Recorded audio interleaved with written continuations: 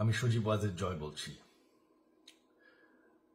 বাংলাদেশে এখন একটি বিশৃঙ্খল পরিস্থিতি চলছে। সারা দেশে আমাদের ভাঙচুর হচ্ছে, লুটপাট হচ্ছে, আমাদের শহরের বাইরে আমাদের নেতাকর্মী, আমাদের আওয়ামী লীগের নেতাকর্মীদের উপর হামলা চলছে, অনেকে হত্যা করা হয়েছে।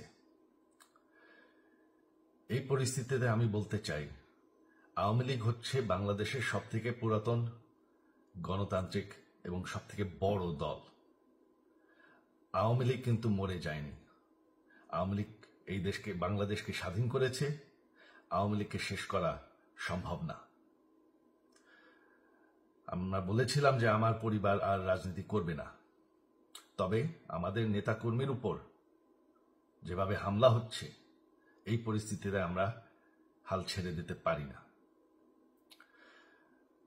বাংলাদেশে যদি গণতন্ত্র, নতুন বাংলাদেশ গড়ে তুলতে হয়, আওয়ামী লীগ ছাড়া সম্ভব না। আওয়ামী লীগ হচ্ছে সবথেকে বড় দল। আওয়ামী লীগ কোথাও যাবে না, আওয়ামী লীগ শেষ হয়ে যাবে না। আওয়ামী লীগকে শেষ করা সম্ভব না।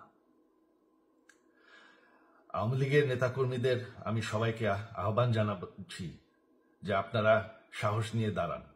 আপনারা একা না, আমরা আছি। বঙ্গবন্ধুর পরিবার কোথাও যায়নি, আমরা আপনাদের সাথে আছি। দেশকে, আমাদের নেতাকর্মীদেরকে, আওয়ামী লীগকে রক্ষা করার জন্য যা প্রয়োজন আমরা করতে প্রস্তুত। এই যে আমাদের বর্তমান যারাই আছে ক্ষমতায়, তাদেরকে আমি বলবো যে আমরাও একটি গণতান্ত্রিক, শৃঙ্খল, নিরাপদ বাংলাদেশ চাই, জঙ্গিবাদ মুক্ত। তার জন্য আমরা সবার সাথে আলোচনা করতে প্রস্তুত। শুধুমাত্র তারা যদি জঙ্গিবাদ এবং ভায়োলেন্স বাদ দেয়। শেখ হাসিনা মরে যাননি, আমরা কোথাও যাইনি। বাংলাদেশ আওয়ামী লীগ ছাড়া গণতন্ত্র, নির্বাচন সম্ভব না। এই বলে আমি আমার কথা শেষ করছি। জয় বাংলা।